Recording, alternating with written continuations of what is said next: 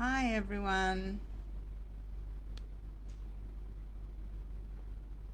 Oh dear.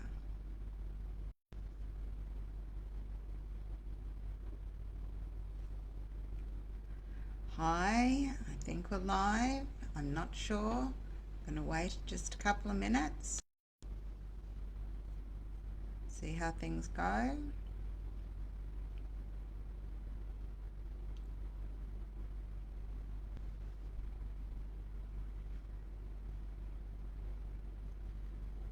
No one out there yet.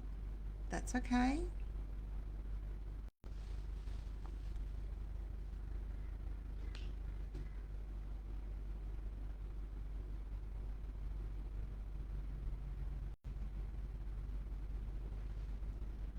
Just wait and see if we have anyone join us.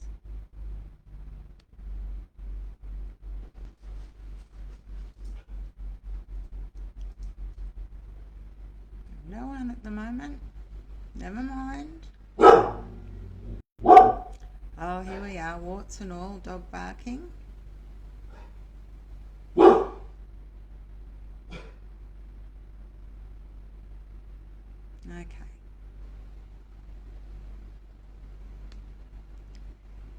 Here we go. Now, I know there are some people that wanted to join us today, but they couldn't. So, if we just continue on and hopefully someone will join and give us some questions and answers. So, how are you going today? Welcome to my Facebook Live. I post this on the Through a Handler's Eyes website, and also I put it in the Through a Handler's Eyes podcast uh, host. Today's topic, I'm going to talk about trolling within the assistance dog community, whether that be in-person trolling or online trolling, because it can be devastating um, for everybody involved. Uh, and it's hard enough when the general public do it, but when people within our own community do it, it's really, really difficult. Okay, and whilst I have not been affected by online trolling, I have been affected by in person. Um, so hopefully today we can have a bit of a chat, and I will hopefully give you some ideas on how to overcome those things. So, if you have had any trolling, or you have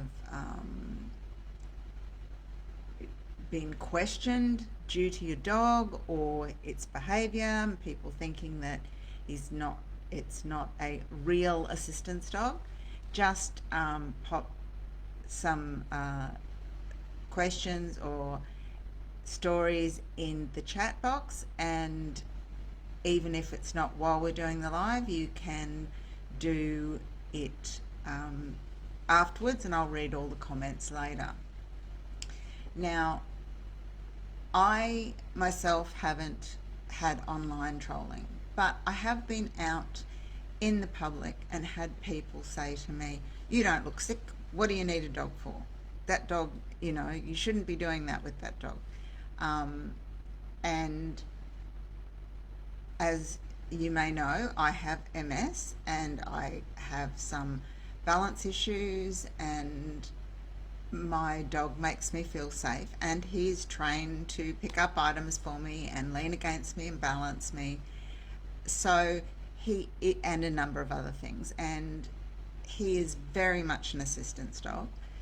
Um, so I can only imagine what people go through with smaller dogs, or dogs that aren't in the what do we call the Fab Five, and so what a dog breed doesn't determine whether it's an assistance dog or not, because what determines whether it's an assistance dog or not is what it does for its handler. Now, I had a person I knew who had a little tiny, very small dog that she used to carry in a bag under her arm. She had extreme social anxiety, extreme agoraphobia. Once she got her little dog and she could carry him and feel his heartbeat, and he would lick her hand if she was starting to get overwhelmed, he was her assistance dog because he helped her go from a lady who never left her house to someone who could go out and about and do her own grocery shopping. Before she got him and had him trained, she never left the house for 5 years.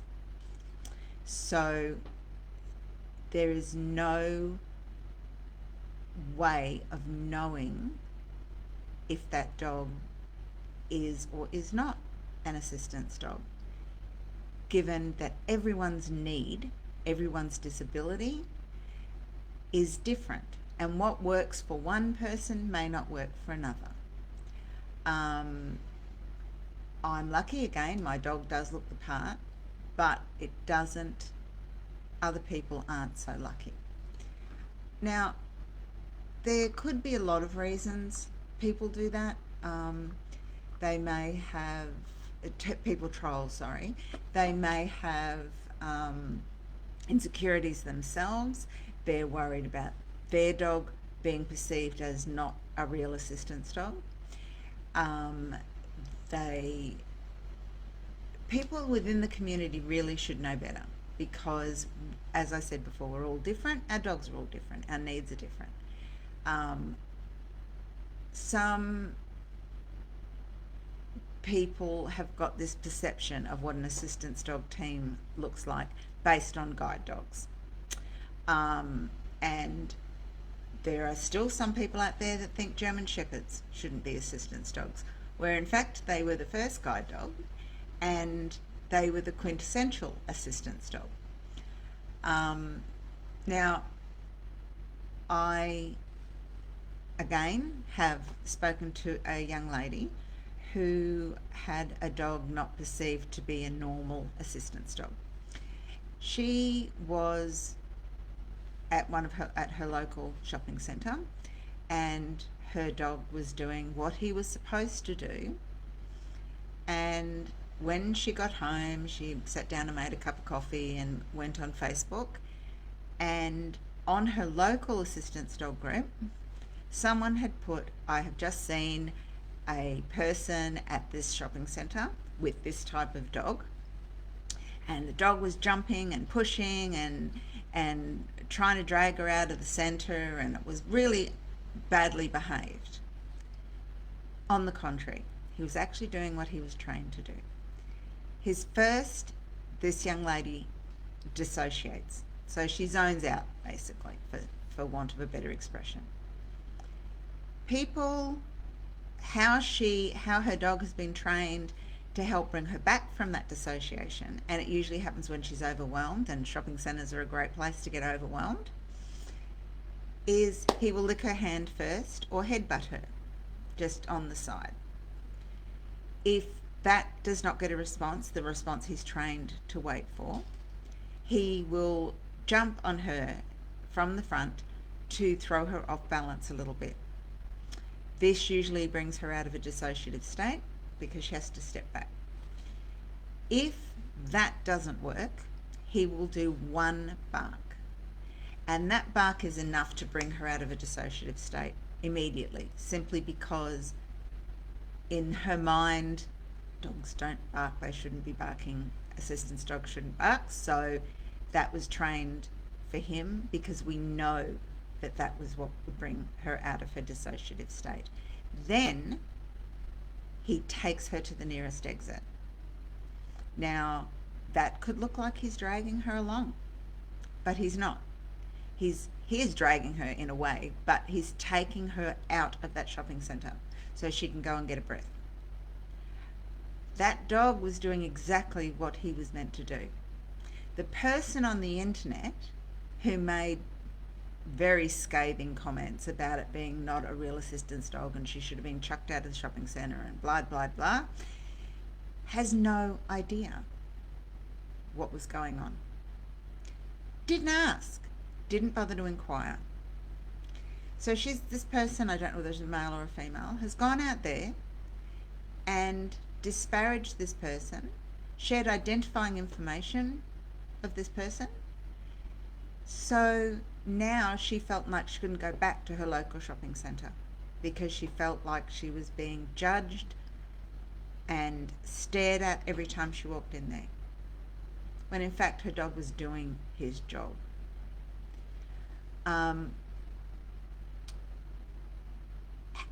If anyone else has had experiences like that where your dog's doing its job, but that task may look to other people like misbehaviour, put it in the comments, let me know, and I can have a quick, if it's not during the live, I will have a quick 5 minutes at the beginning of my next cast to discuss those things so that people know they're not alone, because you're not alone. There are lots of people out there that go through very similar situations. Now, there again, I'll give you another story of someone I knew was at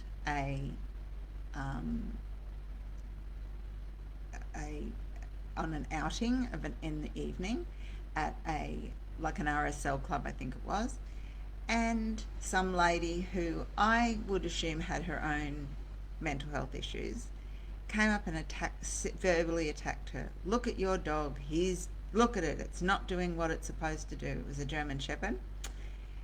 Look at it, it's not an assistance dog, blah, blah. And her dog was trying to drag her out of the situation. Now, I spoke to her the night of the incident and told her just to give me a ring the next day to go home and sleep on it. Then we discussed what the dog was doing. She was nudging her, trying to pull her out of the situation. And I asked her what she was trying to do. And she was doing her job. But the person who was trolling her in the RSL had brought up her anxiety, had made her dissociate, so she couldn't, all she could see was that her dog was being naughty, but her dog was not being naughty. Her dog was trying to get her out of an abusive situation, which is what the dog was trying to do. That's not the only kind of trolling. I have had one incident at my local supermarket. My dog is a standard Labradoodle, a big fluff ball, and I was in line to go through the checkout. There was a lady and another person behind me, and to my left there was a shelf with bread on it. Rather than asking me to pass her that bread, she leaned over the top of Rory and he was crouched down. Now, she kept saying to me, he's going to bite me. He's an assistance dog, he won't bite you. He's, apart from anything, even if he wasn't an assistance dog, he's very gentle critter. And no, he's going to bite me, he's going to bite me. So she was leaning over him. I dropped my keys. Now Rory picks my keys up. I have a tag on my keys, like the one I have on my phone, because he's cracked one of my screens. And it's easy for him to pick up. And he just looked at me and he was crouched right down because this lady was leaning over him. Because he was scared and he wasn't reacting, but he didn't do his task either, she said to me, see, he's useless. He's a useless dog. Now, that really affected me because had she not been leaning over him that way, he would have picked it up. He has done it a million times. This particular shop we go in all the time. I'm very blessed. I'm well known there. The lady at the checkout said to me, don't worry about that lady. She's mean to everybody. And she said to me, and we know Rory's well behaved. So that was good. I had that support. But that lady really, really affected me badly.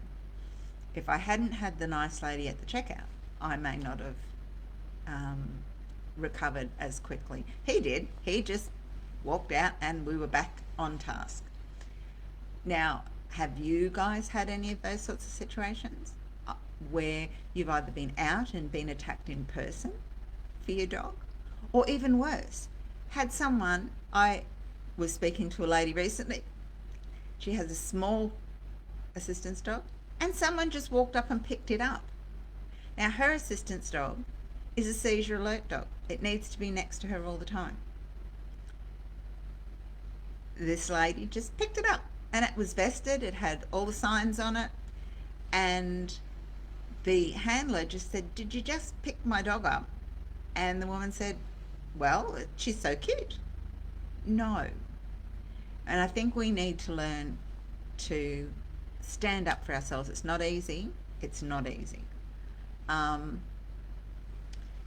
Now, for me, when there's online trolling, one reason I don't get trolled is I scroll. Scroll is my friend. When there's online trolling and I can see something happening in any group I'm in, I'll just scroll past. If I read something and I think that the person is being unduly harassed, I might send them a private message and say, don't worry about that. Give them a little bit of support. But my way of dealing with trolling is scrolling. Scrolling, scrolling. That's my favourite way of dealing with trolling. You don't have to owe anyone an explanation about your dog. Your tasks, size of your dog, what type of dog you've got. I once read something that said, "It's not my business what someone else thinks of me." And that's helped me a lot, because it's not my business. I know what I think of me, and that's okay. Some days I don't think much, but most of the time I like myself pretty well. I don't care what other people think, because I know the truth about myself. If you don't owe anyone an explanation, okay? I had a man once ask me, poor man, he was about the fifth person in 10 minutes that accosted me to ask me things, but he asked me about my medical condition, and I'd had it.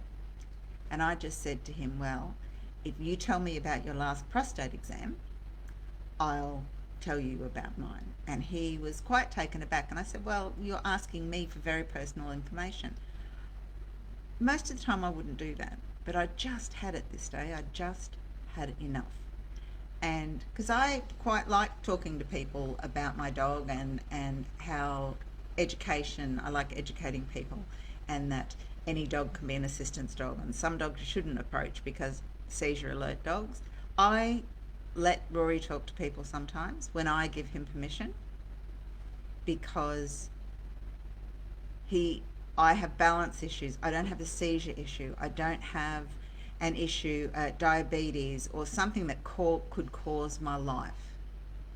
So I will let him say hello sometimes, and I will talk to people about approaching assistance dogs and talking to people.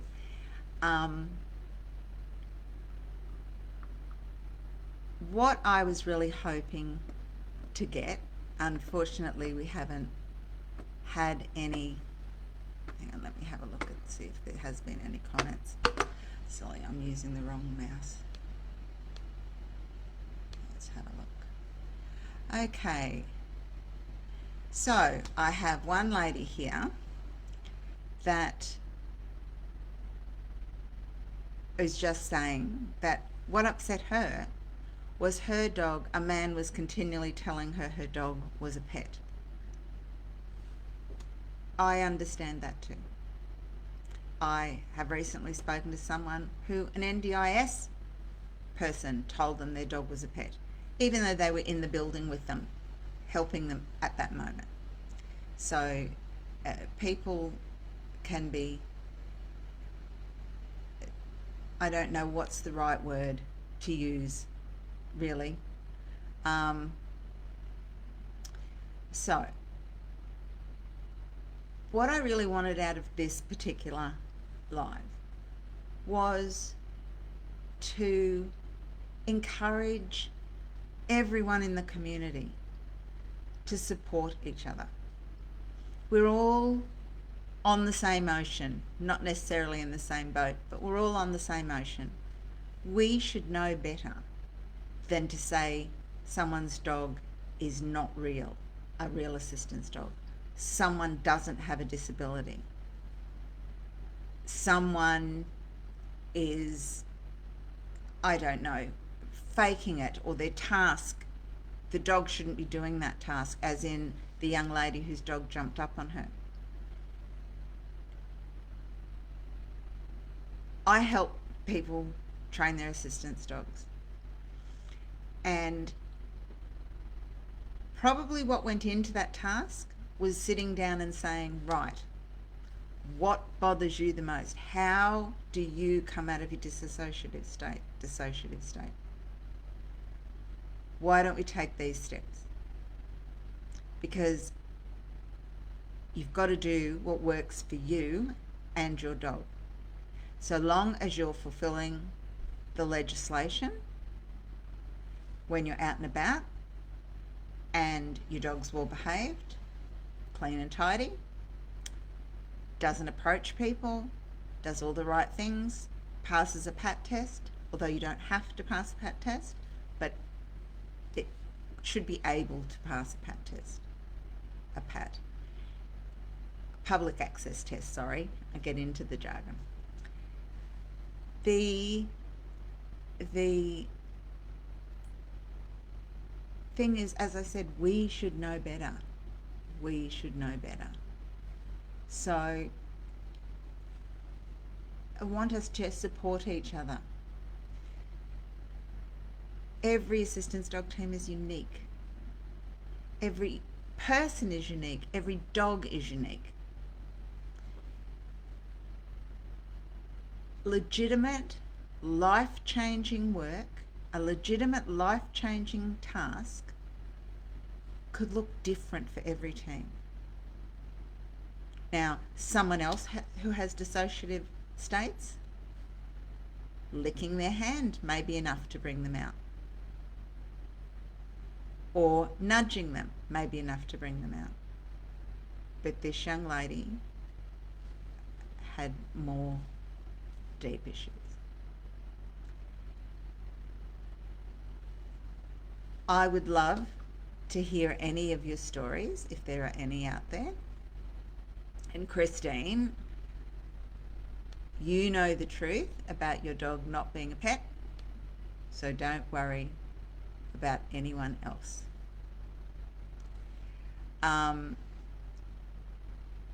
These things are common, but they shouldn't be common in our community. I would love you to, in the comment section, whether you're watching the live or the recorded session or listening to it on the podcast, let me know your stories. Send me your stories, and we can see that we're not alone in this. Like I said, we're all on the same ocean, not necessarily in the same boat. Okay, I would love for everyone to follow Through a Handler's Eyes. I brought this podcast back because I think that I can help, and I'd love to do those interviews again. I really enjoyed interviewing handlers, and I think we can all help each other.